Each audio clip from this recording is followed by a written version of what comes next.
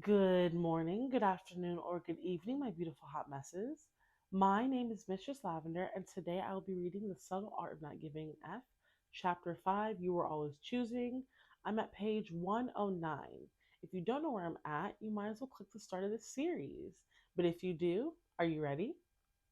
I'm starting at, and let's be honest, at the bottom page of 109.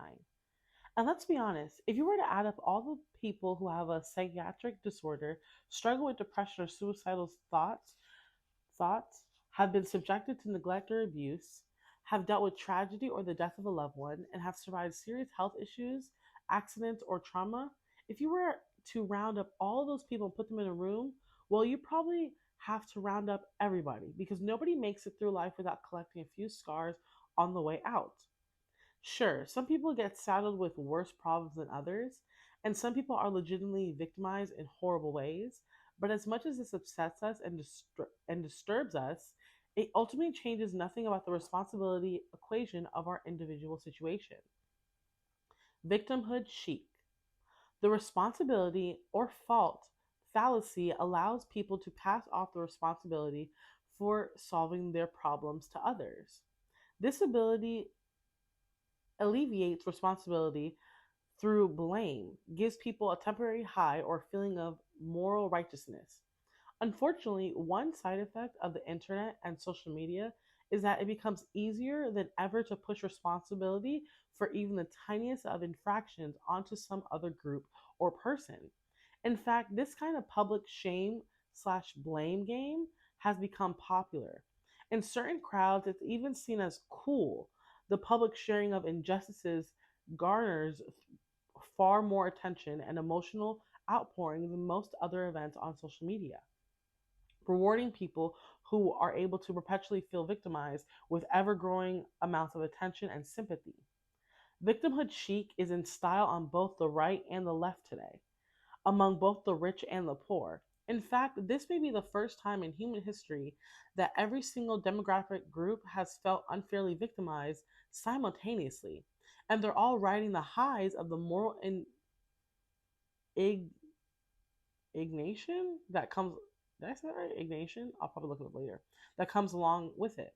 Right now, anyone who is offended about anything, whether it's the fact that a book about racism was assigned to a university class, or that Christmas trees were banned at the local mall, or the fact that taxes were raised 0.5% on investment funds, feels as though they're being oppressed in some way and therefore deserve to be outraged and to have a certain amount of attention. The current media environment both encourages and perpetuates these reactions because, after all, it's good for business. The writer and media commentary Ryan Holiday refers to this as outrage porn. Rather than report on real stories and issues, the media finds it much easier and more profitable to find something mildly offensive, broadcast on a wide audience, generate outrage, and then broadcast that outrage back across the population in a way that outrages yet another part of the population. This triggers a kind of echo of BS pinging back and forth between two imaginary sides, meanwhile distracting everyone from real social problems. It's no wonder we're more politically polarized than ever before. The biggest problem with victimhood chic is that it sucks attention away from actual victims. It's like the boy who cried wolf. The more people who, who proclaim themselves victims over small, tiny infractions, the harder it becomes to see who the real victims actually are. People get addicted to feeling offended all the time because it gives them a high. Being self-righteous and morally superior feels good. As political cartoonist Tim Creeder put in the New York Times op-ed, outrage is like a lot of other things that feel good, but over time devours us from the inside out. And it's even more insidious than most vices because we don't even consciously acknowledge that it's a pleasure. But part of living in a democracy and a free society is that we all have the right with views. We all have to deal with views and people we don't necessarily like. That's simply the price we pay. You could even say it's the whole point of the system. And it seems more and more people are forgetting that. We should pick our battles carefully while simultaneously attempting to empathize a bit with the so called enemy. We should approach the news and media with a heavy dose of skep- skepticism and avoid painting those who disagree with us with a broad brush. We should prioritize values of being honest, fostering transparency, and welcoming doubt over the values of being right.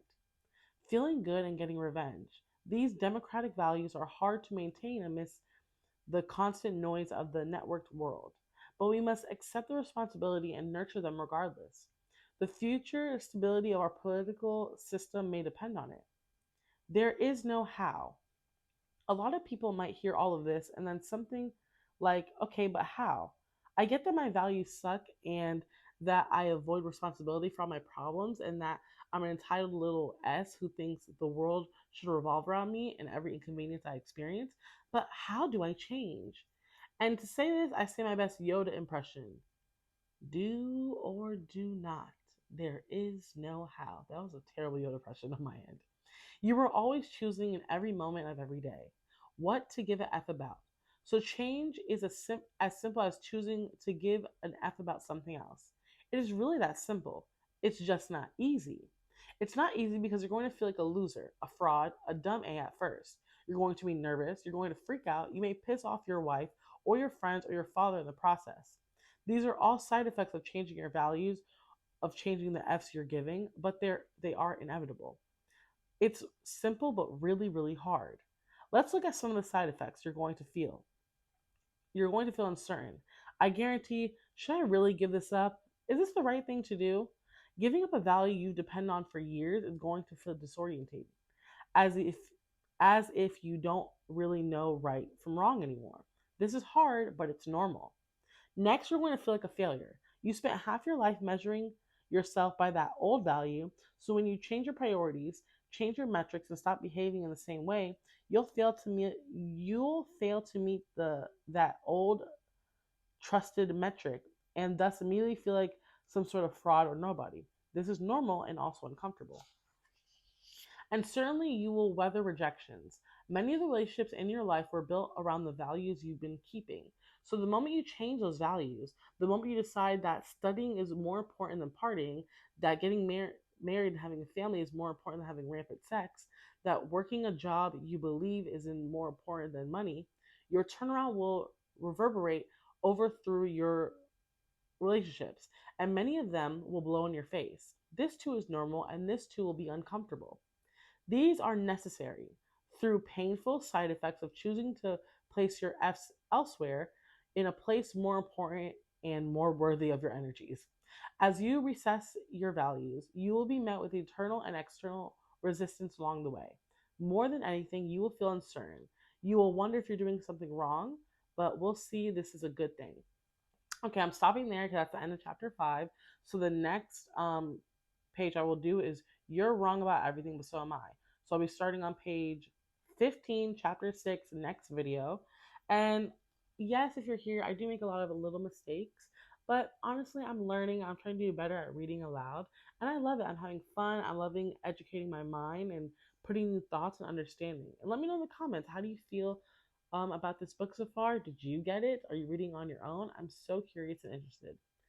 But in that case, make sure you like, comment, and subscribe. And let me know what should I read next after this video. Bye, and I hope you have a great, wonderful day. Thank you for staying with me.